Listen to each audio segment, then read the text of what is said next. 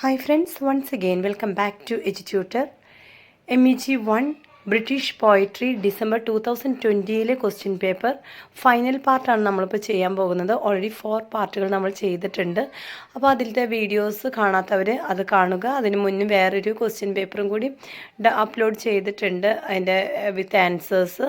അപ്പോൾ പ്ലേലിസ്റ്റിൽ നിന്നും അതിൻ്റെ വീഡിയോ എടുത്ത് നിങ്ങൾക്ക് കണ്ട് പഠിക്കാവുന്നതാണ്. Okay, so let's begin. First question. Comment on the uniqueness of Byron and Shelley as poets. The Romantic age of English literature produced many great poets, but Lord Byron and Percy Bysshe Shelley stand out for their distinct individuality and unique poetic voices. Though both belong to the same period and share certain romantic ideals, their poetry differs greatly in tone, style, themes and personality. Romantic age ആ ഒരു പീരിയഡിൽ English ലിറ്ററേച്ചറിൽ ധാരാളം പോയിറ്റ്സുകളുടെ ഒരു സമയമായിരുന്നു. ഒത്തിരി പോയിറ്റ്സിന് opportunities കിട്ടിയിരുന്നു അവരുടെ talent കൊണ്ടുവരാനായിട്ട്. അതിൽ പക്ഷെ ഏറ്റവും പ്രധാനപ്പെട്ടത് അല്ലെങ്കിൽ ഒരു വെറൈറ്റി ആയിട്ടുള്ള അല്ലെങ്കിൽ ഒരു യുണീക്ക് ക്യാരക്ടേഴ്സ് പിടിച്ചിരുന്ന 2 പോയിറ്റ്സുകളാണ് ബൈറണും അതുപോലെ ഷെല്ലിയും. ബൈറണും ഷെല്ലിയും രണ്ടാളും റൊമാൻറ്റിക് ഏജ് പോയിറ്റ്സ് ആണ്. അതേസമയം റൊമാൻറ്റിക് ഐഡിയൽസൊക്കെയാണ് അവർ പിന്തുടർന്നെങ്കിലും അവരുടെ ടോൺ, സ്റ്റൈൽ, തീംസ്, പേഴ്സണാലിറ്റി ഇതൊക്കെ വ്യത്യാസം ഉണ്ടായിരുന്നു. Lord Byron is known for his bold, rebellious spirit and his strong sense of individuality. His poetry often reflects his own personality, making him one of the most personal and self-expressive poets of the Romantic age. The concept of the Byronic hero, a proud, passionate, and defiant figure, is one of his major contributions to literature. This type of character appears in works like Childe Harold's Pilgrimage and Don Juan. Byron's poetry is marked by satire, wit, and realism. Unlike many romantic poets who focused on nature and imagination, Byron was deeply engaged with society and politics. His works often criticize hypocrisy, corruption, and social injustice. His style is direct, energetic, and often conversational, which makes his poetry lively and accessible. ആദ്യം നമുക്ക് Lord ബൈറനെ കുറിച്ച് പഠിക്കാം. അദ്ദേഹത്തെക്കുറിച്ച് പറയുകയാണെങ്കിൽ അദ്ദേഹം വളരെ ബോൾഡായിട്ടുള്ള, ഒരു rebellious സ്പിരിറ്റുള്ള, അതേസമയം സ്ട്രോങ് സെൻസ് ഓഫ് ഇൻഡിവിജ്വാലിറ്റി ഉള്ള ഒരു നല്ലൊരു പേഴ്സണാലിറ്റിയുടെ ഉടമയാണ്. റൊമാൻറ്റിക് ഏജിൽ ധാരാളം പോയിറ്റ്സ് ഉണ്ടായിരുന്നെങ്കിലും ലോർഡ് ബൈറൺ എന്ന ക്യാരക്ടർ വളരെ വ്യത്യസ്തമായിരുന്നു. എല്ലാവർക്കും അദ്ദേഹത്തിൻ്റെ പേഴ്സണാലിറ്റി ആയിരുന്നു മെയിനായിട്ട് അദ്ദേഹത്തിൻ്റെ പോയത്തിലൊക്കെ റിഫ്ലക്റ്റ് ചെയ്തിരുന്നത്. അതുകൊണ്ട് തന്നെയായിരിക്കാം ഈ പറയുന്ന പോയത്തിൽ ആ ഒരു വാല്യൂ ഉണ്ടായിരുന്നു, അത് എക്സ്പ്രസീവായിരുന്നു. ബൈറോണിക് ഹീറോ എന്നായിരുന്നു ഒരു പ്രൗഡ്, പാഷനേറ്റ്, ഡിഫൈൻഡ് ഫിഗർ എന്ന് വെച്ച് കഴിഞ്ഞാൽ ഇവിടെ ബൈറനെ ഒരു ഹീറോ എന്ന ഒരു പേഴ്സണാലിറ്റിയിലോട്ട് അല്ലെങ്കിൽ ആ ഒരു സ്റ്റാറ്റസിലോട്ട് ലിറ്ററേച്ചറിൽ കണക്കാക്കപ്പെട്ടിരുന്നു. കാരണം അദ്ദേഹത്തിൻ്റെ പോയം അത്രയ്ക്കും ജനങ്ങൾ അല്ലെങ്കിൽ റീഡേഴ്സ് ഏറ്റെടുത്തിരുന്നു. അദ്ദേഹത്തിൻ്റെ ഫേമസ് ആയിട്ടുള്ള 2 വർക്കുകളാണ് ചൈൽഡ് ഹരോൾഡ്സ് പിൽഗ്രിമേജ്, അതുപോലെ തന്നെ ഡോൺ ജുവാൻ. ബൈറൻ്റെ പോയിട്രികൾ പലപ്പോഴും എക്സ്പ്രസ് ചെയ്തിരുന്ന അല്ലെങ്കിൽ അതിൽ പ്രത്യേകിച്ചൊരു മാർക്ക് ചെയ്യാൻ പറ്റിയിട്ടുള്ള കാര്യങ്ങളാണ് satire, wit and realism. Romantic poets പലപ്പോഴും നേച്ചർ, ഇമാജിനേഷൻ ഇതിനൊക്കെയായിരുന്നു ഫോക്കസ് ചെയ്തിരുന്നത്. ബൈറണും ഒട്ടും വ്യത്യസ്തമായിരുന്നില്ല. അദ്ദേഹവും നേച്ചറും ഇമാജിനേഷനും ഒക്കെ തന്നെ അദ്ദേഹത്തിൻ്റെ പോയിട്രിയിൽ തീംസ് ആയിട്ട് ഉപയോഗിച്ചിരുന്നു. അതുകൊണ്ട് തന്നെ സൊസൈറ്റിയെ, പൊളിറ്റിക്സിനെ കുറിച്ച് കൂടുതൽ അറിയാനും അദ്ദേഹത്തിൻ്റെ പോയത്തിൽ അതൊക്കെ ആ ഒരു മീനിങ് കൊണ്ടുവരാനും ശ്രദ്ധിച്ചിരുന്നു. ബൈറൻ്റെ പോയിട്രിയിൽ പലപ്പോഴും അദ്ദേഹം ക്രിട്ടിസൈസ് ചെയ്തിരുന്ന ഒരു കാര്യമാണ് അല്ലെങ്കിൽ വിമർശിച്ചിരുന്ന ഒരു കാര്യമാണ് hypocrisy, corruption and social injustice. ഇദ്ദേഹത്തിൻ്റെ പോയംസ് പലപ്പോഴും വളരെ എനർജറ്റിക് ആയിട്ടുള്ളതിൻ്റെ അല്ലെങ്കിൽ ലൈവ്ലി ആവാനുള്ള കാരണം തന്നെ കോൺവെർസേഷൻ സ്റ്റൈൽ അതുപോലെ ഡയറക്റ്റ് ആൻഡ് എനർജറ്റിക് ആണ്. In contrast, Percy Bysshe Shelley represents the more idealistic and visionary side of Romanticism. Shelley's poetry is deeply philosophical and imaginative. He believed in the power of poetry to transform society and inspire change. His works express a strong desire for freedom, justice, and human perfection. Poems like Ode to the West Wind and To a Skylark show his deep connection with nature, which he sees as a symbol of beauty, power, and spiritual truth. Shelley's language is highly lyrical, musical, and filled with rich imagery. He often uses symbolism and abstract ideas, making his poetry more complex and elevated. Romantic poet ആയിട്ടുള്ള ഷെല്ലിയും ഇതുപോലെ തന്നെ ഒരു എന്താ പറയുക, അദ്ദേഹത്തിൻ്റെ പോയംസും വളരെയധികം അന്നത്തെ കാലത്ത് ശ്രദ്ധിക്കപ്പെട്ട ഒന്ന് തന്നെയായിരുന്നു. അതേസമയം ഷെല്ലി ബൈറണിൽ നിന്നും വ്യത്യസ്തമായിട്ടാണ് എഴുതിയിരുന്നത്. അദ്ദേഹം ഒരു ഐഡിയാലിസ്റ്റിക്കും വിഷണറി പോയറ്റുമായിരുന്നു. അതുകൊണ്ട് തന്നെ അദ്ദേഹം ഒരു ഫിലോസഫിക്കലായിട്ട് പിന്നെ ഇമാജിനേറ്റീവ് ആയിട്ടായിരുന്നു അദ്ദേഹത്തിൻ്റെ പോയട്രി കൂടുതലായിട്ടും കാണപ്പെട്ടിരുന്നത്. ഷെല്ലി എപ്പോഴും അദ്ദേഹത്തിൻ്റെ റൈറ്റിങ്സിൽ കൂടെ അദ്ദേഹത്തിൻ്റെ ഒരു പർപ്പസ് ഉണ്ടായിരുന്നു. അത് ടു ട്രാൻസ്ഫോം സൊസൈറ്റി, അല്ലെങ്കിൽ സൊസൈറ്റിയിൽ ഒരു മാറ്റം ഉണ്ടാവുക, അതുപോലെ ഇൻസ്പയർ ചേഞ്ച്, അദ്ദേഹത്തിൻ്റെ പോയം വായിക്കുന്നവരിൽ ഒരു മാറ്റം ഉണ്ടാക്കാനായിട്ട് അദ്ദേഹം പലപ്പോഴും ആഗ്രഹിച്ചിരുന്നു. അതുപോലെ തന്നെ ഷെല്ലിയുടെ പോയം പലപ്പോഴും അല്ലെങ്കിൽ എല്ലാ പോയത്തിലും തന്നെ എക്സ്പ്രസ് ചെയ്തിരിക്കുന്നതാണെന്ന് പറയാം. Freedom, justice and human perfection. എടുത്തു പറയുകയാണെങ്കിൽ ode to the west wind, അതുപോലെ ടു എ സ്കൈലാർക്ക്, ഇതൊക്കെ തന്നെ ഒരു നേച്ചറുമായിട്ട് കണക്റ്റഡ് ആയിട്ടുള്ളതാണ്.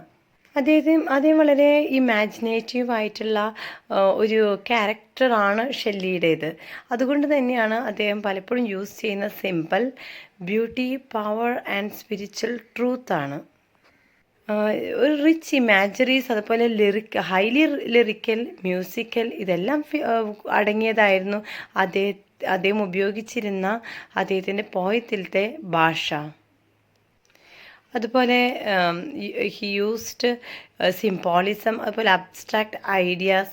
അതൊക്കെ എന്തിനാണെന്ന് വെച്ച് കഴിഞ്ഞാൽ അദ്ദേഹത്തിൻ്റെ പോയട്രി മോർ കോംപ്ലക്സ് ആക്കാനായിട്ട് അല്ലെങ്കിൽ എലിവേറ്റഡ് ആക്കാനൊക്കെ ആയിട്ടായിരുന്നു അദ്ദേഹത്തിൻ്റെ പോയട്രിയിൽ പലപ്പോഴും ഈ കാര്യങ്ങളൊക്കെ ഉൾപ്പെടുത്തിയിരുന്നത്. Another important difference lies in their treatment of emotion and thought. Byron's poetry is more grounded in personal experience and emotional intensity, often reflecting his own struggles and adventures. Shelley, on the other hand, is more concerned with universal ideals and philosophical ideas. While Byron looks at the world with a critical and sometimes cynical eye, Shelley looks at it with hope and imagination, believing in the possibility of a better future.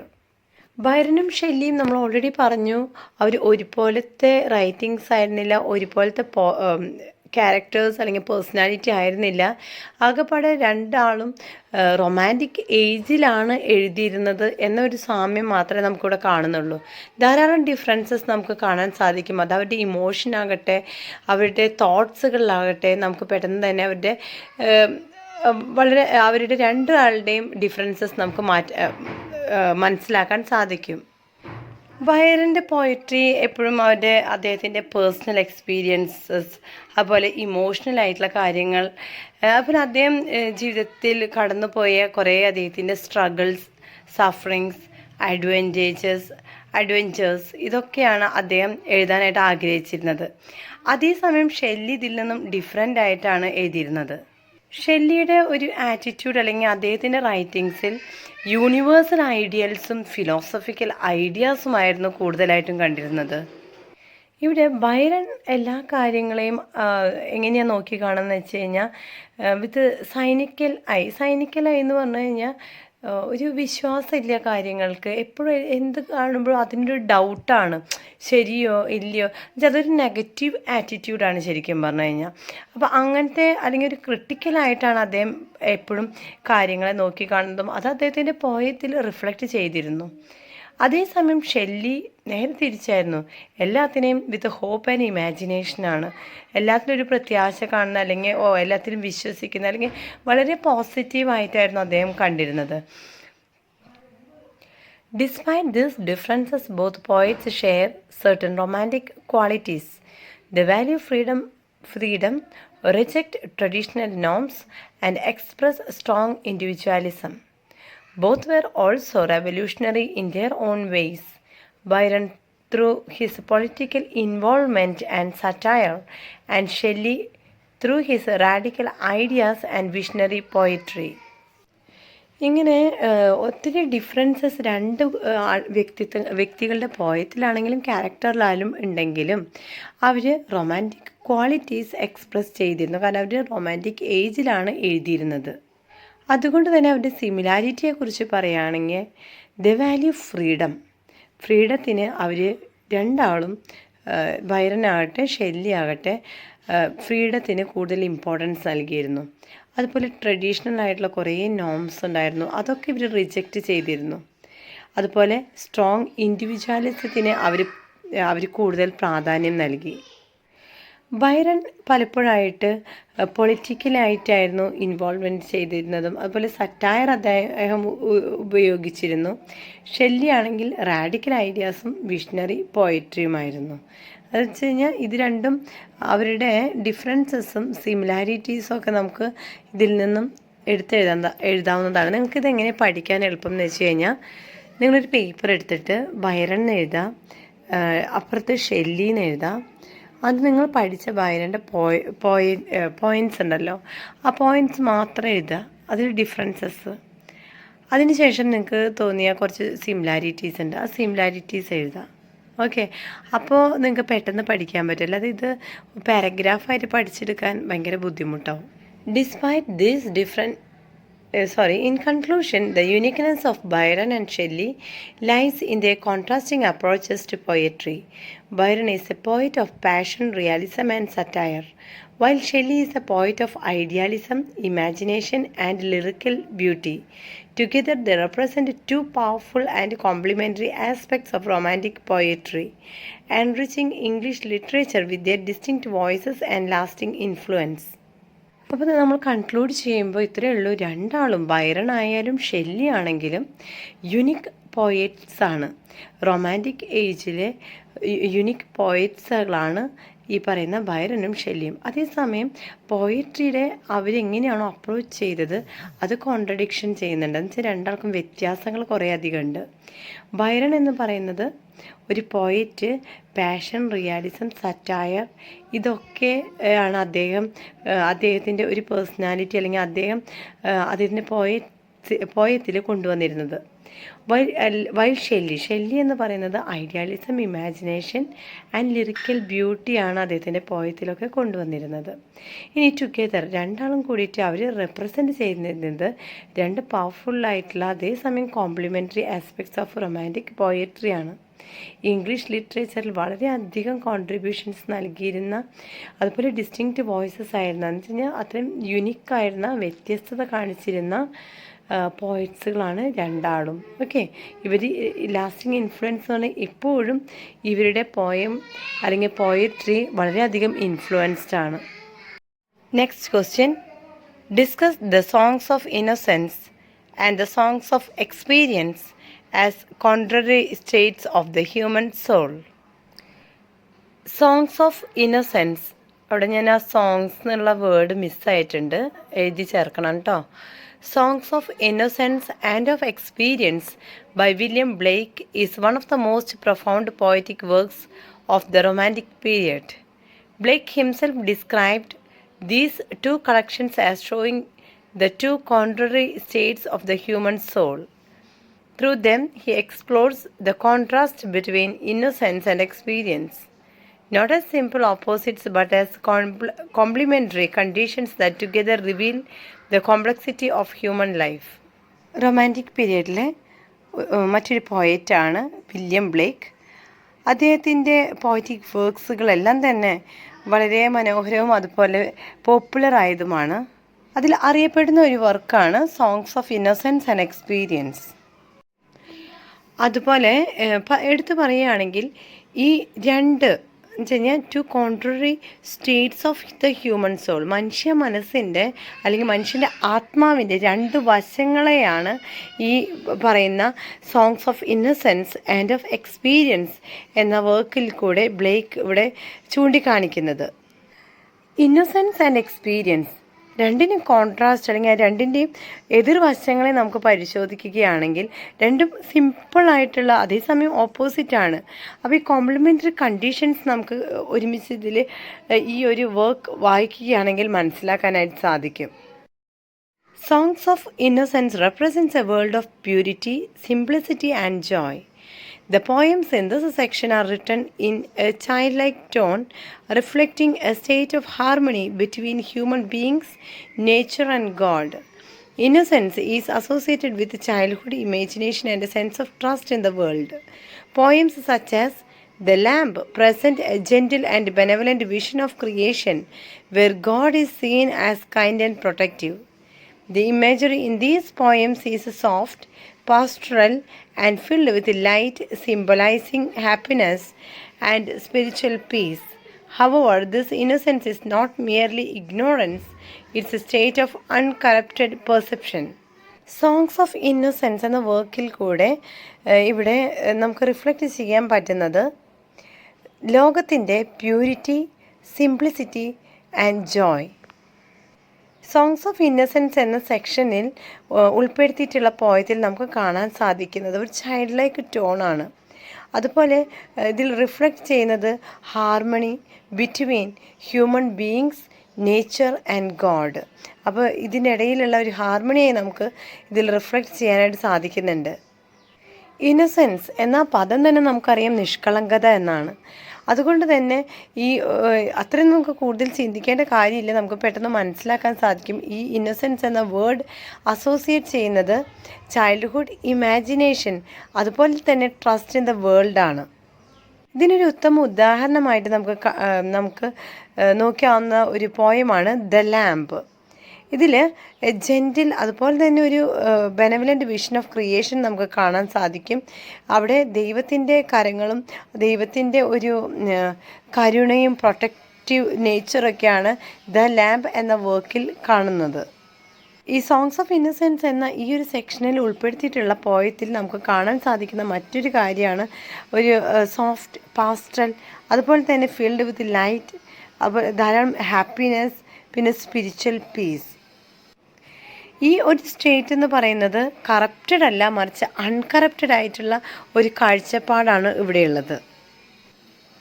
In contrast, songs of experience reveals A world of corruption, suffering and injustice. Here Blake exposes the harsh realities of life, including poverty, oppression, and moral decay. The tone becomes darker and more critical, reflecting the loss of innocence. In poems like The Tiger, the speaker questions the nature of creation and the existence of evil. The once harmonious world now appears full of contradictions and fear. Experience brings awareness, but it also leads to disillusionment and pain. അതേസമയം songs of experience എന്ന് പറയുന്നത് totally different ആണ്. അത് corruption, suffering, injustice ഇതൊക്കെ തന്നെയാണ് reflect ചെയ്യുന്നത്.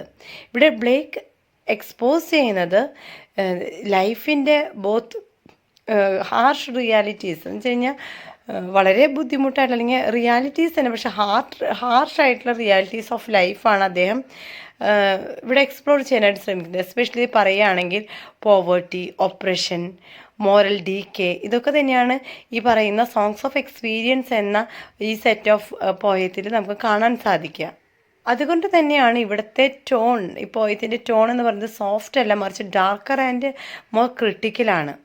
ഇവിടെ innocence അല്ല സംഭവിക്കുന്നത്, മൊറോവർ ഇവിടെ കറപ്ഷനാണ് സംഭവിക്കുന്നത്. അതെടുത്ത് പറയാനായിട്ട് the tiger, the speaker questions, ഇവിടെ ദ ടൈഗർ എന്ന് പറയുന്ന പോയത്തിൽ നമുക്കത് കാണാൻ സാധിക്കും. അവിടെ സ്പീക്കർ ചോദ്യം ചെയ്യുന്നുണ്ട് ക്രിയേഷൻ ഓഫ് നേച്ചറിനെ കുറിച്ചിട്ട്. എന്താണെന്ന് വെച്ചാൽ ദൈവമാണ് ക്രിയേഷൻ അല്ലെങ്കിൽ നേച്ചറിനെ ക്രിയേറ്റ് ചെയ്തത്, സൃഷ്ടിച്ചത് എന്നൊക്കെയുള്ള വിശ്വാസത്തിന് എതിരെയായിട്ടാണ് ഇവിടെ ഇദ്ദേഹം ബ്ലേക്ക് ചോദ്യം ചെയ്യുന്നത്. ശരിക്കും പറഞ്ഞു കഴിഞ്ഞാൽ അങ്ങനെ തന്നെയാണോ? അതുപോലെ തന്നെ എക്സിസ്റ്റൻസ് ഓഫ് ഈവിൾ എന്ന് പറയുന്ന സംഭവത്തിൻ്റെ എക്സിസ്റ്റൻസിനെ കുറിച്ചിട്ടും അദ്ദേഹം ചോദ്യം ചെയ്യുന്നുണ്ട്.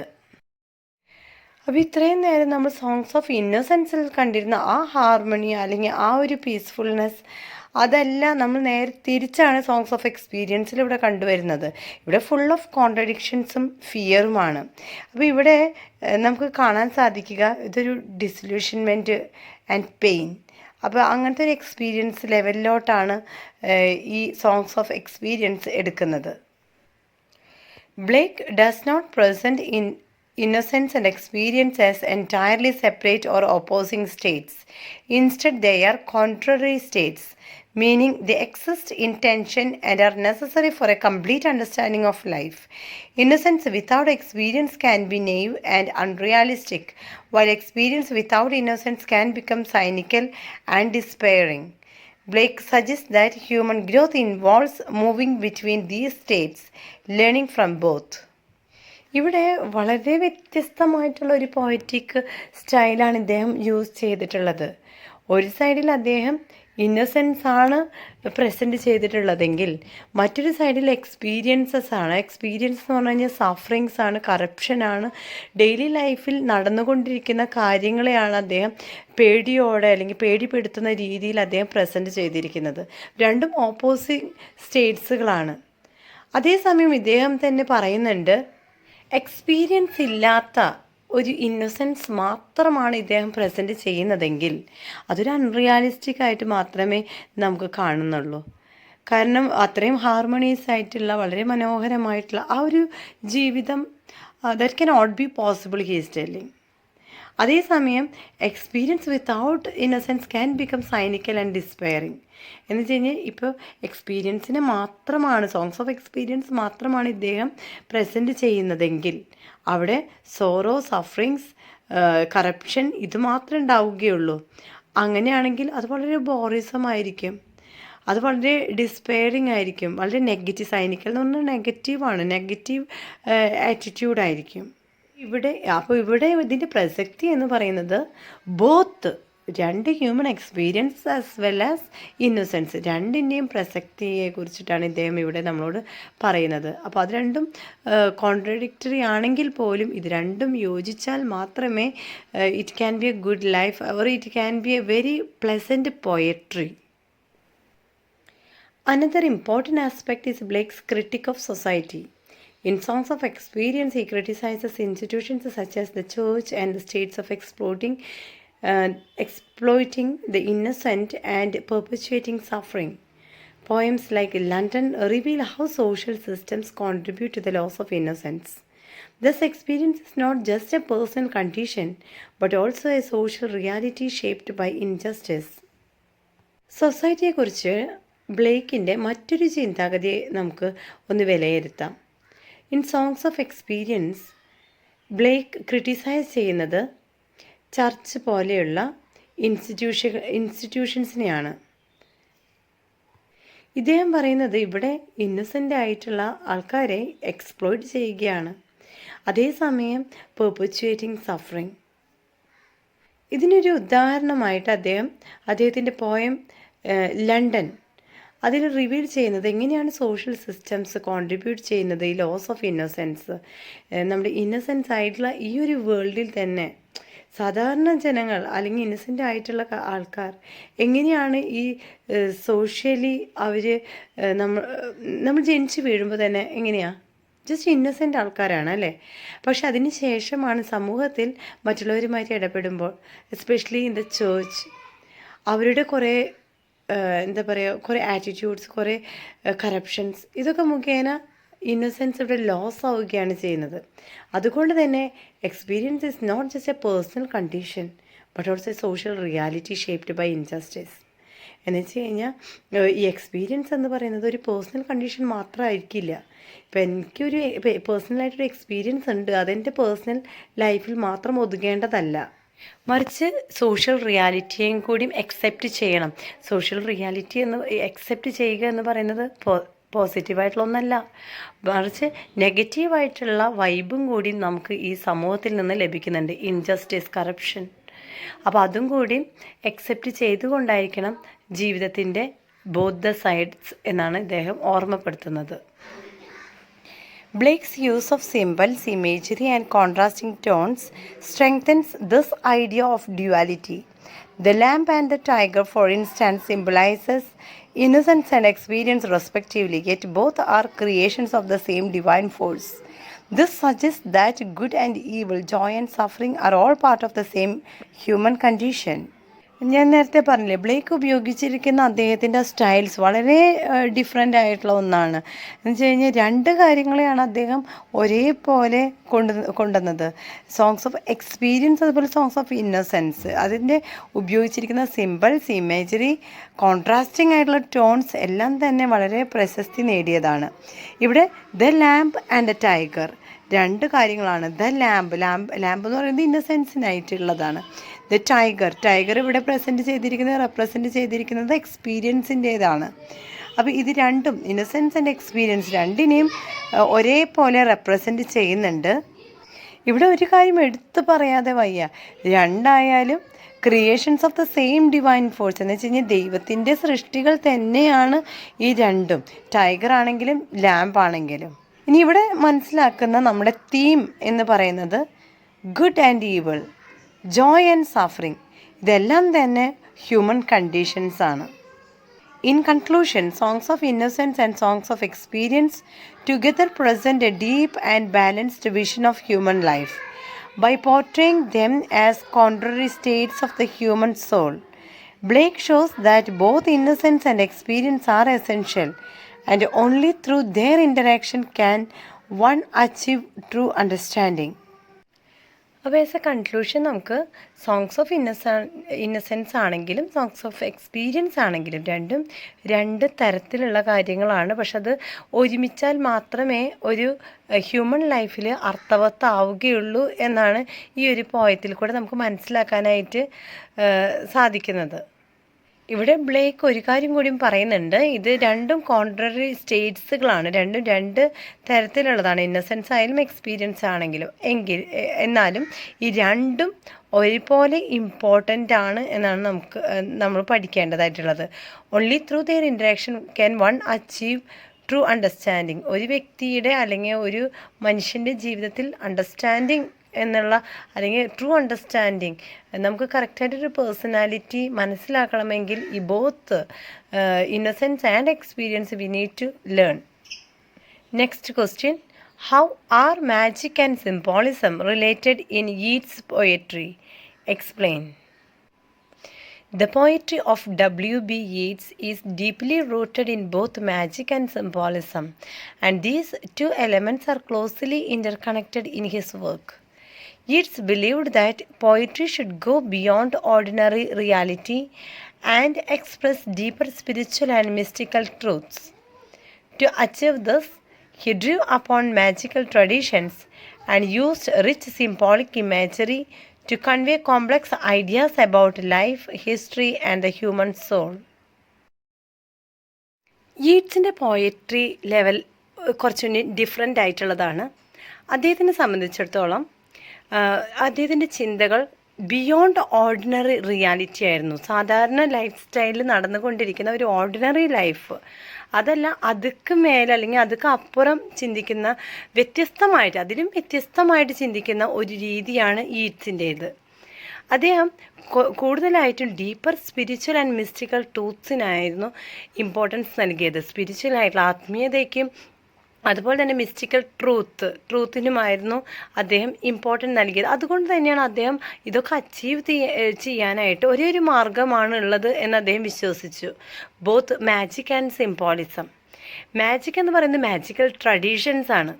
അതുപോലെ തന്നെ സിംബോളിസം, അദ്ദേഹത്തിൻ്റെ പോയത്തിലൊക്കെ റിച്ച് സിംബോളിക് ഇമേജറീസ് ആണ് ഉപയോഗിച്ചിരുന്നത്. അദ്ദേഹം ഉപയോഗിച്ചിരുന്ന കുറച്ച് ഐഡിയാസാണ് ലൈഫ്, ഹിസ്റ്ററി, അതുപോലെ തന്നെ ഹ്യൂമൻ സോൾ. ഇതിനൊക്കെ ആസ്പദമാക്കിയിട്ടായിരുന്നു യീറ്റ്സ് അദ്ദേഹത്തിൻ്റെ പോയം അല്ലെങ്കിൽ poetry രചിച്ചിരുന്നത്. Yeats had a lifelong interest in the occult and was associated with groups like the Hermetic Order of the Golden Dawn. His study of mysticism, astrology, and spiritualism strongly influenced his poetic imagination. For Yeats, magic was not merely superstition. It was a way of understanding hidden realities and connecting with a spiritual dimension beyond the physical world. This belief shaped his use of symbolism as symbols became a means to express these unseen forces.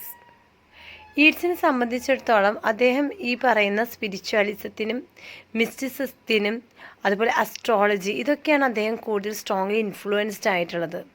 അദ്ദേഹം ഇതൊക്കെ പഠിച്ചു, അത് ആഴത്തിൽ ചിന്തിക്കാൻ തുടങ്ങി.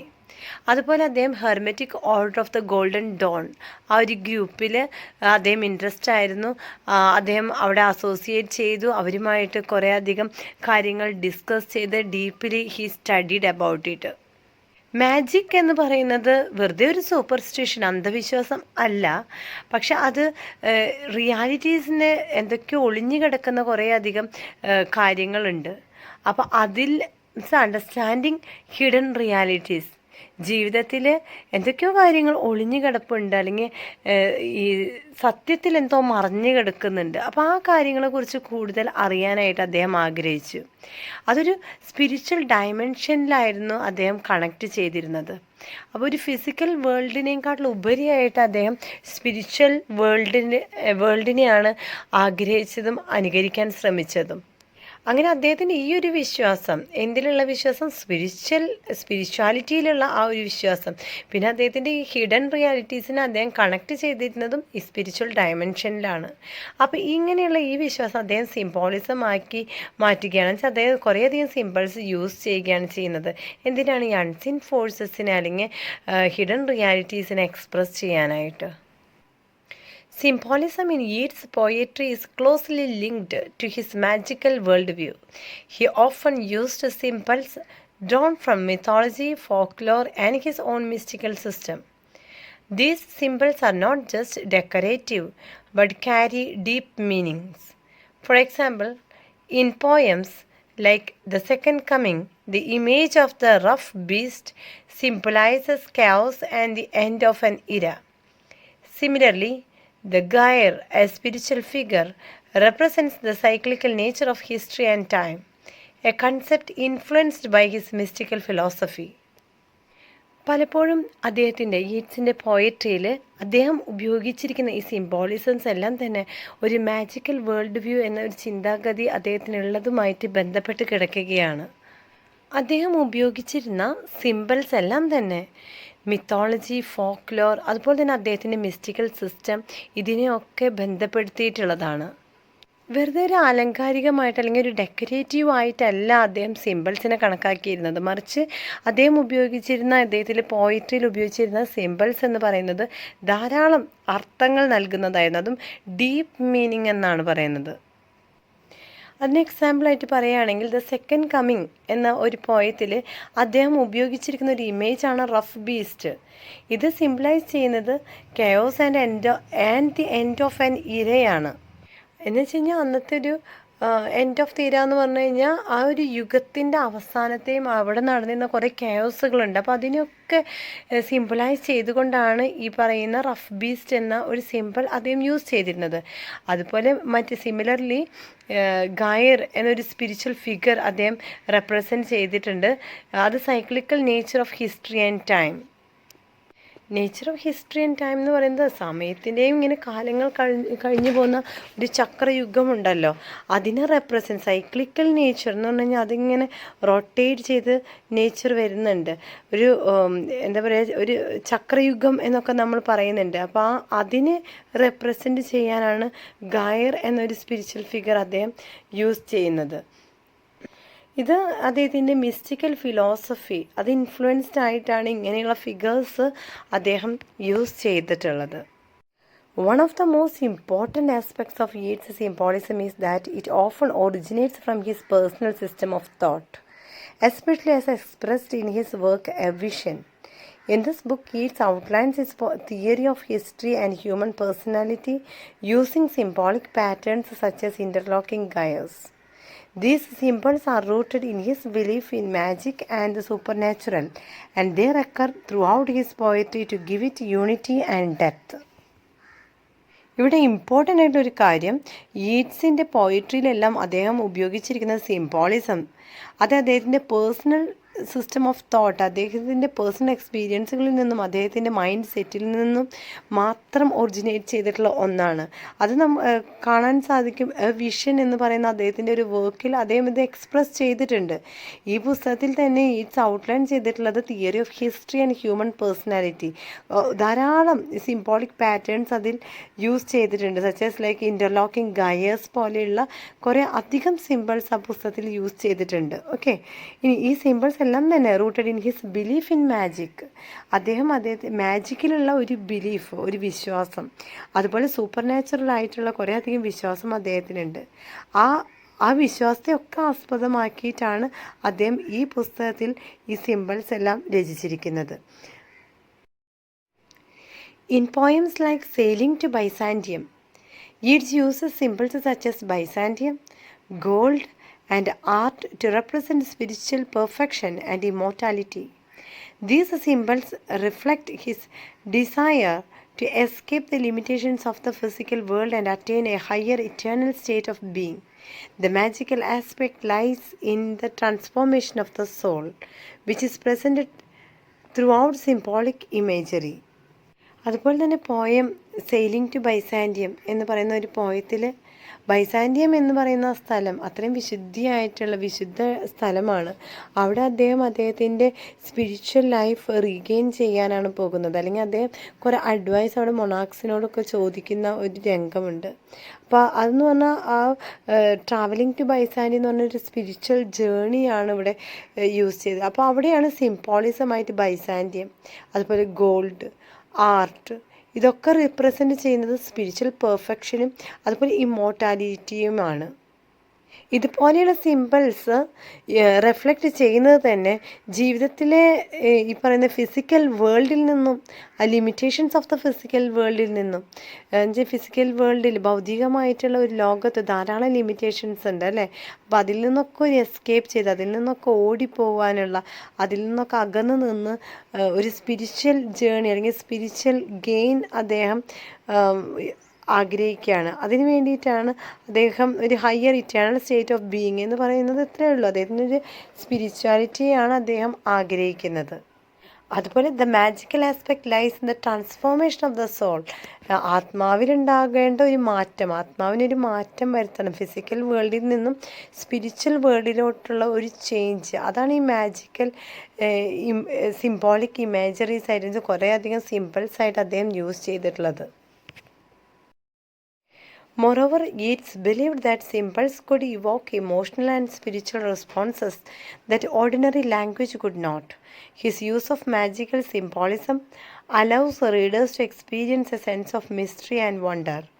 The blending of magic and symbolism creates a poetic world where reality and imagination, the natural and the supernatural, coexist. Symbols എന്ന് പറയുന്നത് emotional ആയിട്ടുള്ള അതുപോലെ സ്പിരിച്വൽ ആയിട്ടുള്ള കുറേ അധികം responses that ordinary language could not എന്ന് വെച്ച് കഴിഞ്ഞാൽ ഓർഡിനറി ആയിട്ടുള്ള സാധാരണ ഭാഷ നമ്മൾ ഉപയോഗിക്കുമ്പോൾ അതൊന്നും മനുഷ്യ മനസ്സിനെ ഏൽക്കുകയില്ല. അത് കുറേയധികം സ്പിരിച്വൽ ആയിട്ടുള്ള ഇമോഷണൽ ആയിട്ടുള്ള കാര്യങ്ങൾ അദ്ദേഹം പോയട്രിയിൽ സിമ്പിൾസായിട്ട് യൂസ് ചെയ്യുന്നതിലൂടെ ധാരാളം മാറ്റങ്ങൾ സംഭവിക്കും. അത് ഓർഡിനറി ലാംഗ്വേജിന് കിട്ടില്ല എന്നാണ് അദ്ദേഹം വിശ്വസിക്കുന്നത്. അതുപോലെ തന്നെ അദ്ദേഹം റീഡേഴ്സിൻ്റെ കാര്യത്തിൽ കുറച്ചും കൂടി ഒബ്സർവ് ചെയ്യുന്നുണ്ട്. കാരണം അദ്ദേഹത്തിൻ്റെ ആഗ്രഹം ഈ വായിക്കുന്ന ഓരോ വ്യക്തിയിലും, ഓരോ റീഡേഴ്സിലും മാറ്റം സംഭവിക്കണം, അവർക്കൊരു എക്സ്പീരിയൻസ് കിട്ടണം. എന്ത് എക്സ്പീരിയൻസ് ആയിരിക്കണം? A sense of mystery and wonder. അവർക്കൊരു മാറ്റം, അവർക്കൊരു ചേഞ്ച് ഉണ്ടായിരിക്കണം വായിക്കുന്ന റീഡേഴ്സിന് പോലും. അദ്ദേഹം ആഗ്രഹിക്കുന്ന ഒരു പോയറ്റിക് വേൾഡ് എന്ന് പറയുന്നത് മാജിക്കും സിംബോളിസും കൂട്ടിക്കലർത്തിക്കൊണ്ട് ക്രിയേറ്റ് ചെയ്യുന്ന ഒന്നാണ്. അവിടെ റിയാലിറ്റിയും ഇമാജിനേഷനും ഉണ്ടായിരിക്കും, നാച്ചുറലും super നാച്ചുറലുമായിട്ടുള്ള കാര്യങ്ങളുണ്ടായിരിക്കും. In conclusion, magic and symbolism are inseparably linked in Yeats' poetry. His belief in the occult and the spiritual world provides the foundation for his symbolic language. Through this combination, Yeats creates poetry that is rich in meaning, imaginative, and deeply philosophical, offering insights into both the visible and invisible aspects of existence. Conclude ചെയ്യുമ്പോൾ നമുക്ക് മനസ്സിലായിട്ടുള്ള കാര്യങ്ങൾ, യീറ്റ്സിൻ്റെ പോയട്രിയിൽ മാജിക്കും സിംബോളിസവും രണ്ടും separate ചെയ്യാൻ പറ്റാത്ത വിധത്തിൽ link ചെയ്തിരിക്കുകയാണ്. അദ്ദേഹത്തിൻ്റെ ഒരു വിശ്വാസപ്രകാരം സ്പിരിച്വൽ വേൾഡിനാണ് അദ്ദേഹം കൂടുതലായിട്ടും പ്രാധാന്യം നൽകിയിരിക്കുന്നത്. അതുകൊണ്ട് തന്നെ അദ്ദേഹത്തിൻ്റെ സിംബോളിക് ആയിട്ടുള്ള ലാംഗ്വേജസും അതിൻ്റെ ഒരു ഫൗണ്ടേഷൻ തന്നെയാണ്. അപ്പോൾ ഈ രണ്ട് കോമ്പിനേഷൻ, ഏത് മാജിക്കും സിംബോളിസവും, ഇതിൻ്റെ രണ്ടിൻ്റെയും കോമ്പിനേഷൻ എന്ന് പറയുന്നത് ധാരാളം മീനിങ് നൽകുന്നുണ്ട്. ഇമാജിനേറ്റീവ് ആയിട്ടുള്ള തോട്ട്സ്, അതുപോലെ ഡീപ്ലി ഫിലോസഫിക്കലുമാണ്. അപ്പോൾ ഇതൊക്കെ തന്നെ ധാരാളം മീനിങ് ഫുൾ ആയിട്ടുള്ള ഇൻസ്പിറേഷൻസ് നൽകുന്ന, ഓഫറിങ് ഇൻസൈറ്റ്സ് എന്ന് പറഞ്ഞു കഴിഞ്ഞാൽ ഇൻസ്പിറേഷൻസ് ഇത് നൽകുന്നുണ്ട്. അപ്പോൾ വിസിബിളും ഇൻവിസിബിളുമായിട്ടുള്ള കാര്യങ്ങളെക്കുറിച്ച് നമ്മൾ ഈ പോയിട്രി പഠിക്കുമ്പോൾ അതിനോടൊപ്പം തന്നെ പഠിച്ചു പോകുന്നുണ്ട്. Last question. Write a note on Dylan Thomas' use of imagery with reference to the poems you have studied. The poetry of Dylan Thomas is renowned for its rich, vivid, and often complex use of imagery. His imagery is one of the most striking features of his poetic style, combining intense emotion, musical language, and deep engagement with nature, life, and death. Unlike many modern poets who favor simplicity, Thomas uses dense and highly imaginative images to express powerful inner experience. ദിലാൻ തോമസിൻ്റെ വളരെ എടുത്തു പറയാനുള്ള, അല്ലെങ്കിൽ ഒരു important ആയിട്ടുള്ള feature അദ്ദേഹത്തിൻ്റെ poetic സ്റ്റൈലിൽ ഉപയോഗിച്ചിട്ടുള്ളത് അദ്ദേഹത്തിൻ്റെ റിച്ച്, വിവിഡ് ആയിട്ടുള്ള ഇമേജറീസാണ്. അദ്ദേഹം ഇപ്പോൾ കമ്പൈൻ ചെയ്തിട്ടുള്ളത് ഇമോഷൻ, മ്യൂസിക്കൽ ലാംഗ്വേജ്, അതുപോലെ deep engagement with nature, life and death. അതുപോലെ മെനി മോഡേൺ പോയറ്റ്സ്, അവർ കൂടുതലായിട്ടും ഫേവർ ചെയ്യുന്നത് സിംപ്ലിസിറ്റിയാണ്. തോമസ് ഇവിടെ യൂസ് ചെയ്തിരിക്കുന്നത് uses highly imaginative images to express powerful inner experience. അപ്പോൾ ഇദ്ദേഹത്തിൻ്റെ ഒരു വലിയ ഇമ്പോർട്ടൻ്റ് ആയിട്ടുള്ളൊരു ഫീച്ചർ എന്ന് പറയുന്നത് യൂസസ് ഓഫ് ഇമേജസ് ആണ്. One of the key aspects of Thomas' imagery is its senses and physical quality. His poems appeal strongly to the senses, sight, sound, touch, and movement. In poems like Fernhill, he uses lush natural imagery to describe childhood as a time of innocence and joy. The images of green fields, sunlight, and apple boughs creates a vivid picture of a carefree pastoral world. Nature in Thomas' poetry is alive, vibrant, and constantly changing, reflecting the energy of life itself. ഇദ്ദേഹത്തിൻ്റെ ഒരു പ്രത്യേകത എന്ന് പറയുന്നത്, ഇമേജിൽ അദ്ദേഹം use ചെയ്തിട്ടുള്ളത് സെൻസസും physical ക്വാളിറ്റിയും ഒക്കെ ബന്ധപ്പെടുത്തിക്കൊണ്ടാണ്. Census എന്ന് പറയുമ്പോൾ സൈറ്റ്, സൗണ്ട്, ടച്ച്, മൂവ്മെൻറ്റ്, ഇതിനൊക്കെ ആസ്പദമാക്കിക്കൊണ്ടാണ്. അദ്ദേഹത്തിൻ്റെ മനോഹരമായിട്ടുള്ളൊരു പോയമാണ് ഫേൺഹിൽ. അതിൽ അദ്ദേഹം യൂസ് ചെയ്തിട്ടുള്ള ലഷ് നാച്ചുറൽ ഇമേജറി, അത് ഡിസ്ക്രൈബ് ചെയ്യുന്നത് ചൈൽഡ്ഹുഡാണ്. ചൈൽഡ്ഹുഡിൻ്റെ പ്രത്യേകത എന്തായിരുന്നു? അവിടെ ഇന്നസെൻസും ജോയ്, സന്തോഷവുമാണ് സ്പ്രെഡ് ചെയ്തിരിക്കുന്നത്. അതുപോലെ അദ്ദേഹം യൂസ് ചെയ്തിട്ടുള്ള മറ്റ് ഇമേജസാണ് green fields, sunlight, apple boughs. ഇതൊക്കെ തന്നെ ഇത്രയും ഈ പിക്ചേഴ്സ്, വിവിഡ് പിക്ചേഴ്സ്, അല്ലെങ്കിൽ ഈ വെറൈറ്റി ആയിട്ടുള്ള ക്രിയേറ്റീവായിട്ടുള്ള ഈ പിക്ചേഴ്സ് എല്ലാം തന്നെ കെയർ ഫ്രീ ആണ്, എല്ലാം തന്നെ നേച്ചറുമായിട്ട് ബന്ധപ്പെടുത്തിയിട്ടുള്ളതാണ്. ഇതെന്തിനാണെന്ന് വെച്ച് കഴിഞ്ഞാൽ, തോമസിനെ സംബന്ധിച്ചിടത്തോളം നേച്ചർ എന്ന് പറയുന്നത് പോയിട്രിയിൽ അലൈവായിരിക്കണം, വൈബ്രൻ്റ് ആണ്, അതുപോലെ മാറിക്കൊണ്ടിരിക്കുന്ന ഒന്നാണ്. Constantly it gets changes. അപ്പോൾ ഇതെല്ലാം തന്നെ ഒരു എനർജി ഉണ്ട്. അപ്പോൾ ആ എനർജിയുമായിട്ട് ബന്ധപ്പെടുത്തിക്കൊണ്ടുള്ളതാണ്. Another important feature is his use of organic and cyclical imagery. Thomas often draws parallels between human life and natural processes such as growth, decay, and renewal. In poems like The Force That Through the Green Fuse Drives the Flower, he uses images of natural energy flowing through plants and the human body to suggest a universal life force. This imagery connects birth, growth, and death as part of a single continuous cycle. It reflects his belief in the unity of all living things.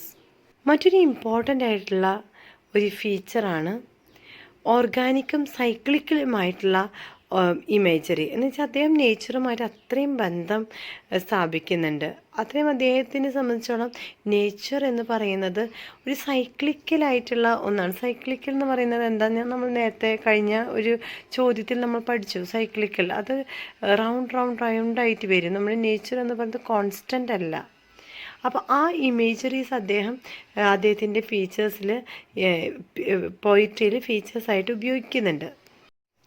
അതുപോലെ അദ്ദേഹം കൊണ്ടുവരുന്ന മറ്റൊരു ഇമേജാണ്, അദ്ദേഹം പാരലലായിട്ടാണ് human ലൈഫിനെയും natural പ്രോസസ്സിനെയും കൊണ്ടുപോകുന്നത്.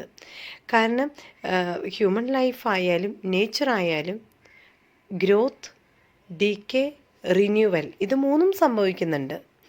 In poems like the force that through the green fuse drives the flower, അതൊരു പോയമാണ്.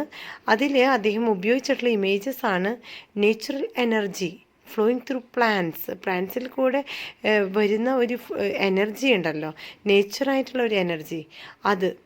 And the human body to suggest a universal life force. Human body എന്ന് പറയുന്നത് എന്താ, അതൊരു യൂണിവേഴ്സൽ ലൈഫ് ഫോഴ്സ് നമുക്കുണ്ട്. അപ്പോൾ ഇത് രണ്ടിൻ്റെയും ആ ഒരു സജഷനാണ്, അല്ലെങ്കിൽ അത് തമ്മിലുള്ള ഒരു സിമിലാരിറ്റീസാണ് ഇദ്ദേഹം ഇവിടെ എടുത്തു കാണിക്കുന്നത്. ഇവിടെ these imagery connects birth, growth, death. ഇതും പാരലായിട്ട് നമുക്ക് കണക്കാക്കാവുന്നേ ഉള്ളൂ. ബർത്ത്, ഗ്രോത്ത്, ഡെത്ത് ഇതൊക്കെയെന്ന് പറഞ്ഞു കഴിഞ്ഞാൽ S part of A single continuous cycle. ഇതൊരു കണ്ടിന്യൂസ് സൈക്കിളാണ്. ഒരാൾ ജനിച്ചു കഴിഞ്ഞാൽ ഗ്രോത്ത് ഉണ്ടായിരിക്കും, പിന്നെ ഡെത്ത് ഉണ്ടായിരിക്കും. ഇത് റിഫ്ലക്റ്റ് ചെയ്യുന്നത് എന്താണ്, his belief in the unity of all living things. എല്ലാ ലിവിങ് തിങ്സും, നേച്ചർ ആകട്ടെ ഹ്യൂമൻ ബീങ്സ് ആവട്ടെ, എല്ലാം തമ്മിലൊരു കണക്ഷൻ ഉണ്ട്. അതിനെയാണ്, അല്ലെങ്കിൽ ഒരു യൂണിറ്റി ഉണ്ട്. ഇതിനെയാണ് അദ്ദേഹത്തിൻ്റെ ഒരു വിശ്വാസം. Thomas also makes powerful use of religious and biblical imagery, though often in a symbolic rather than traditional sense. His imagery frequently includes references to creation, destruction, and rebirth. In Do Not Go Gentle Into That Good Night, the imagery of light and darkness represents life and death.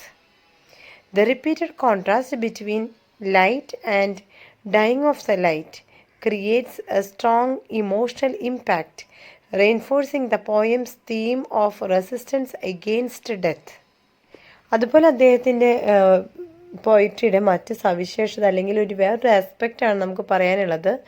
അദ്ദേഹം use ചെയ്തിട്ടുള്ള religious അതുപോലെ biblical imagery എന്ന് പറഞ്ഞാൽ എന്താ, ബൈബിളിൽ കാണപ്പെടുന്ന അല്ലെങ്കിൽ ബൈബിളിനോടനുബന്ധപ്പെടുത്തിയിട്ടുള്ള കുറച്ച് ഇമേജറീസ് അത് അദ്ദേഹം ഓഫൺ ചെയ്യാറുണ്ട്. അത് യൂസ് ചെയ്യുന്നത് സിംബോളിക് എന്നതിൽ ഉപരിയായിട്ട് ഒരു ട്രഡീഷണൽ സെൻസായിട്ടാണ്. അദ്ദേഹത്തിൻ്റെ ഈ ഇമേജറി കൂടുതലായിട്ട് നമുക്ക് കാണാൻ സാധിക്കുക ക്രിയേഷൻ, ഡിസ്ട്രക്ഷൻ, റീബർത്ത്. ക്രിയേഷൻ സൃഷ്ടിക്കുക, ഡിസ്ട്രക്ഷൻ അത് സൃഷ്ടിക്കപ്പെട്ടതിന് ശേഷം നാശങ്ങൾ സംഭവിക്കുന്നു, അതിനുശേഷം റീബേർത്ത്, പിന്നെ ആദ്യമേ റീഗെയിൻ ചെയ്യുകയാണ്, റീബേർത്ത് ഉണ്ടാവുകയാണ്. In do not go gentle into that good night എന്ന് പറയുന്ന ഒരു പോയത്തിൽ ഇവിടെ യൂസ് ചെയ്തിരിക്കുന്ന ഇമേജറീസാണ് ലൈറ്റ് ആൻഡ് ഡാർക്ക്നെസ്. ലൈറ്റും ഡാർക്ക്നെസ്സും ഇത് റെപ്രസെൻറ്റ് ചെയ്യുന്നത് ലൈഫിനെയും ഡെത്തിനെയുമാണ്. അതുപോലെ repeated contrast between light and dying of the light. അദ്ദേഹം യൂസ് ചെയ്തിട്ടുള്ള മറ്റൊരു കോൺട്രഡിക്ഷൻ ആയിട്ടുള്ള ഒരു റിപ്പീറ്റ് ചെയ്തിട്ടുള്ള ഒരു കാര്യമാണ് ആ പോയത്തിൽ ലൈറ്റും ഡൈയിങ് ഓഫ് ദ ലൈറ്റും. എന്ന് വെച്ച് കഴിഞ്ഞാൽ ലൈറ്റ് മരിച്ചുകൊണ്ടിരിക്കുകയാണ്, അല്ലെങ്കിൽ ഇങ്ങനെ ഇല്ലാതായിക്കൊണ്ടിരിക്കുകയാണ്. അത് ഒരു സ്ട്രോങ് ആയിട്ടുള്ളൊരു ഇമോഷണൽ ഇമ്പാക്റ്റാണ് ഇവിടെ കൊണ്ടുവരുന്നത്. അത് തന്നെയാണ് പോയത്തിൻ്റെ തീമായിട്ട്. റെസിസ്റ്റൻസ് എഗെയിൻസ്റ്റ് ഡെത്ത് ആണ് അതിലത്തെ തീം. റെസിസ്റ്റൻസ് എഗെയിൻസ്റ്റ് ഡെത്ത് എന്താ, മരിക്കുന്നതിനെ എതിരെയായിട്ട് അത് റെസിസ്റ്റ് ചെയ്യുക, അതിനെ തടയാനുള്ളൊരു കപ്പാസിറ്റി, ഇതാണ് അതിൽ തീമായിട്ട് കൊണ്ടുവന്നിട്ടുള്ളത്. A distinctive feature of Thomas' imagery is its surreal and imaginative quality. His images are sometimes unexpected and dreamlike, combining elements that do not normally belong together. This gives his poetry a mysterious and symbolic depth. His use of unusual word combinations and metaphors challenges the reader to think beyond literal meaning and engage with the emotional and imaginative layers of the poem. അതുപോലെ മറ്റൊരു ഫീച്ചറാണ് തോമസിൻ്റെ പോയത്തിൽ കാണുന്ന surreal and imaginative quality. Surreal എന്ന് പറഞ്ഞു കഴിഞ്ഞാൽ അത് നമുക്ക് വിശ്വസിക്കാൻ സാധിക്കാത്ത ഒരു ഡ്രീം ലൈക്കാണ്. അങ്ങനത്തെ അതുപോലെ ഇമാജിനേറ്റീവ് ആയിട്ടുള്ള ക്വാളിറ്റീസും. അദ്ദേഹത്തിൻ്റെ ഇമേജസ് എന്ന് പറയുന്നത് പലപ്പോഴും അൺഎക്സ്പെക്റ്റഡ് ആയിട്ടുള്ള എന്തെങ്കിലും ആയിരിക്കും, ഡ്രീം ലൈക്ക് ആയിട്ടുള്ളതായിരിക്കും. Combining elements do not normally belong together എന്ന് വെച്ച് കഴിഞ്ഞാൽ ഒരുപോലെ നമുക്ക് രണ്ട് ധ്രുവത്തിലുള്ള കാര്യങ്ങളെ ഒരുമിക്കുന്ന ഒരുമിച്ച് ചെയ്യുന്ന ഒരു കാര്യമാണ് തോമസ് ചെയ്യാറുള്ളത്. നമുക്കൊരിക്കലും അത് രണ്ടും കൂടി രണ്ടും വ്യത്യസ്ത ക്യാരക്ടേഴ്സ് ആയിരിക്കും, അത് ഒരുമിച്ചിടുക എന്ന് പറഞ്ഞ മെറ്റഫേഴ്സ് വഴിയാണ് അദ്ദേഹം ചെയ്യാറുള്ളത്, അല്ലെങ്കിൽ അദ്ദേഹത്തിൻ്റെ ഇമാജിനേഷൻസ് ക്യാരക്ടേഴ്സ് വഴി. ഓക്കെ, അപ്പോൾ this gives his poetry mysterious and symbolic depth. അപ്പോൾ ഇങ്ങനെയുള്ള കാര്യങ്ങൾ അദ്ദേഹത്തിൻ്റെ പോയട്രിയിൽ കൊണ്ടുവരുമ്പോൾ ഒരു മിസ്റ്റീരിയസ് ആയിട്ടുള്ള അതേസമയം സിംബോളിക് ഡെപ്ത് നൽകുന്നുണ്ട്. അദ്ദേഹം പലപ്പോഴും യൂസ് ചെയ്യാറുള്ള unusual word combinations and metaphors challenges the reader to think beyond literal meaning. സാധാരണ ഉപയോഗിക്കുന്ന ലിറ്റററി മീനിങ് അല്ലെങ്കിൽ ലിറ്ററേച്ചർ നമ്മൾ വായിക്കുമ്പോൾ നമുക്ക് ഉണ്ടാകുന്ന ആ ഒരു മൈൻഡ് സെറ്റിനെക്കാട്ടിലും കുറച്ചും കൂടി ബിയോണ്ടായിട്ട് നമുക്ക് ചിന്തിക്കേണ്ടി വരാറുണ്ട്. അദ്ദേഹത്തിൻ്റെ കോമ്പിനേഷൻസ് ആയാലും മെറ്റഫേഴ്സ് ആയാലും അദ്ദേഹത്തിൻ്റെ യൂസിങ് സ്റ്റൈൽ നോക്കി വരുമ്പോൾ. ഓക്കെ, അപ്പോൾ with emotional and imaginative layers of the poem, അദ്ദേഹം പലപ്പോഴും ഇമോഷണലായിട്ടുള്ള ആ ഒരു ആസ്പെക്റ്റിലാണ് പോയത്തിൻ്റെ അല്ലെങ്കിൽ ഇമേജസ് ആയാലും യൂസ് ചെയ്യുമ്പോൾ ഇമോഷണലായിട്ട് കുറേ അറ്റാച്ച്മെൻറ്റ് റീഡേഴ്സിന് പോലും തോന്നുന്ന രീതിയിലാണ് അദ്ദേഹത്തിൻ്റെ പോയംസ് രചിച്ചിട്ടുള്ളത്.